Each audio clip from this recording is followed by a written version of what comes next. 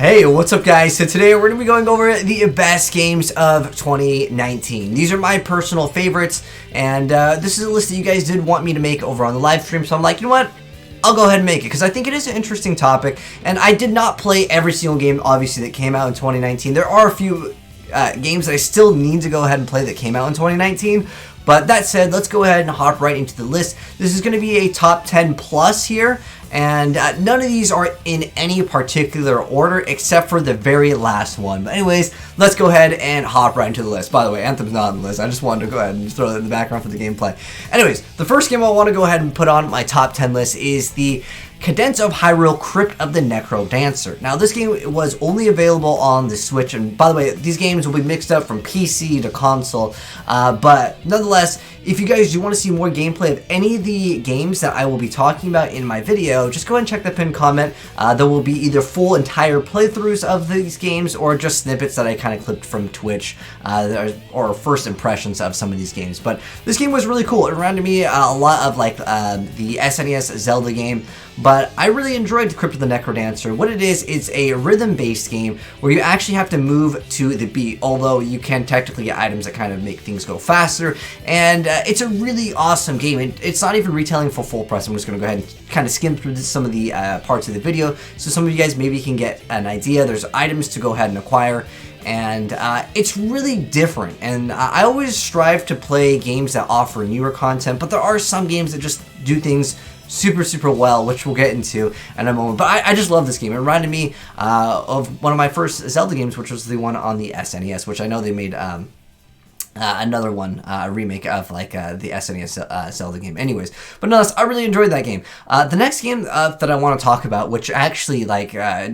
started getting a lot of traction for like 2 weeks straight. This game just was super popular. This is Apex Legends. I'm sure a lot of you guys have came into my live stream and seen this game. I really enjoyed this game, and once Rank came out, I enjoyed it a lot as well, but I felt like the game, if you play Ranked, it gets a little bit campy, let's be honest here. But I still really think the game is really cool, and it feels really good, and it is completely free, and that's why I feel like this game definitely deserves a spot on anyone's top 10 list for a game in 2019. I mean, the Battle Royale genre is still relatively saturated, and I think most of us have probably moved on from Battle Royale and want to play other new games, but I like the idea of kind of incorporating hero shooter plus Battle Royale all into one, and I'm sure a lot of you guys have probably already played Apex Legends, and you probably enjoyed it for the time that you did play for the first few weeks, or however amount of time that you played it. But I know that they are doing some updates, and hopefully in the future this game will rise back up, because again, it was super hot because a lot of people were actually sponsored to play the game, and I still think it was a great game though at the end of the day, and I still plan to make more content in this game in the future when they add more updates. But nonetheless, I really like that game. The next one over here is My Friend Pedro.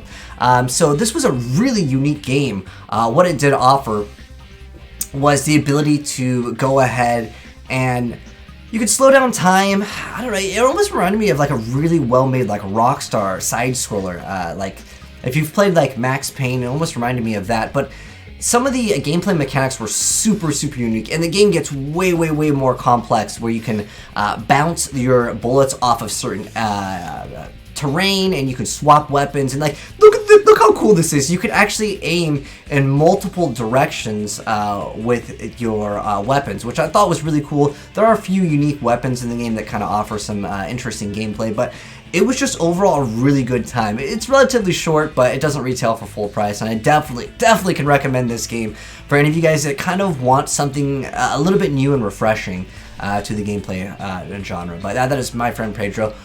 Bullets, I think it's Bullets and Bananas. But anyways, yeah, I did a full playthrough of that game as well. The next game I wanted to briefly mention was Astral Chain. This game came out of nowhere, and I was super surprised. Every single time that I played this game, I'm so blown away that this is running on the Nintendo Switch, because visually, I would have said this was a PS4 game.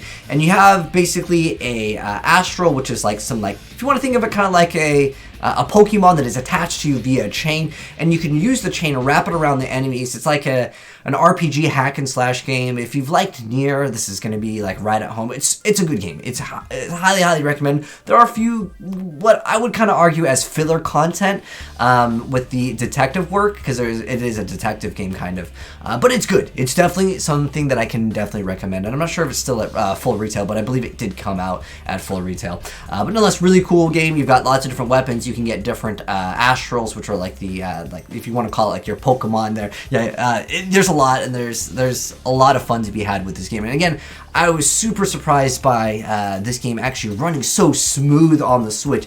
It just really shows how viable the Switch is as a console. But nonetheless, the next game I want to talk about is actually going to be Super Mario Maker 2, which it didn't really do anything to innovate. It was just overall a really good game, and I had a blast playing it. We streamed the entire game, and obviously with the custom levels, there's so much replayability. And even though I would argue that like it doesn't really need to like kind of exist in the sense where like they could have just updated the previous Mario Maker, right? But at the end of the day, it was still so dang good. And, you know, I grew up playing Super Mario World, and that's still one of my favorite games of all time. And this game still holds its ability to be played, and it aged very, very well. Super Mario, just even in general, I think it's just aged very well. But there's not really anything I really think I need to talk about too much other than, yeah, they added some new things to the custom map editor. But overall, fantastic game. Can highly recommend it if you have a Switch.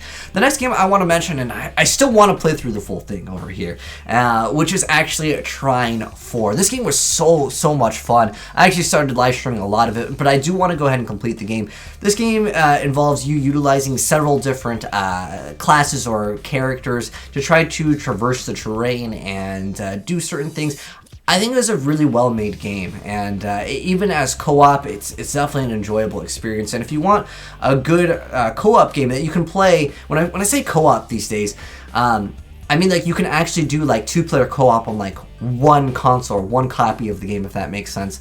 Because nowadays, they've just completely removed co-op out of a lot of the games. It's like you gotta buy another copy of the game or whatnot, right? They just removed split screen. While this game doesn't offer split screen, it still is a fantastic experience, and I really can highly recommend it if you guys kind of like puzzle games.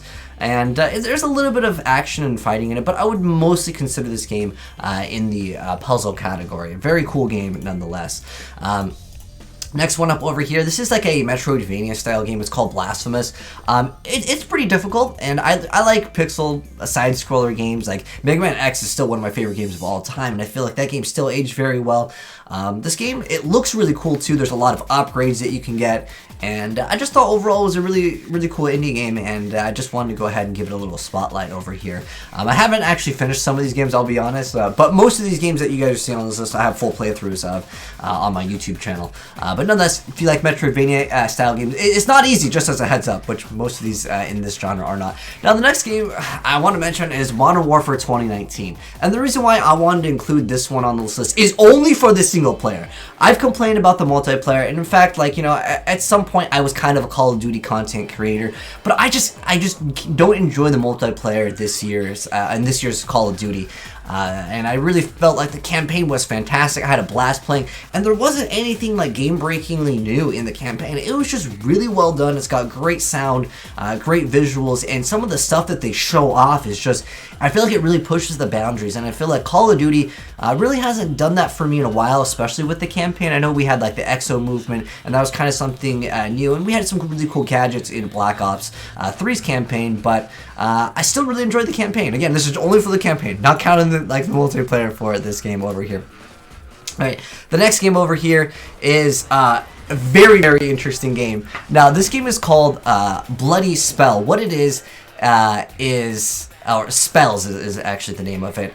But it's kind of like Devil May Cry, maybe a little bit of Neo mixed in with Dark Souls. The game is very difficult because Unlike Dark Souls, where you have campfires, or any of these Souls-born games, right, where you have campfires, you can go ahead and save. No, this game is so hardcore. You have no saves. You lose all of your gear on death. It is the most hardcore game, and I did a full playthrough of what was available. The game is still currently, I believe, in early access. A lot of the stuff isn't fully translated properly yet because it is a foreign game, but it was available on Steam, and I really liked it. It was a really well-made game. I'm just gonna go ahead and fast forward to like some of like the more interesting moments in the game, but it looks good. If you're a fan of maybe Sekiro or any Soulsborne games, at the time I bought it, it was on sale for 10 bucks, and I can highly recommend this game at 10 bucks. It's not quite AAA, but it's like right there from being super good. I want to go ahead and show you guys maybe like one of the more interesting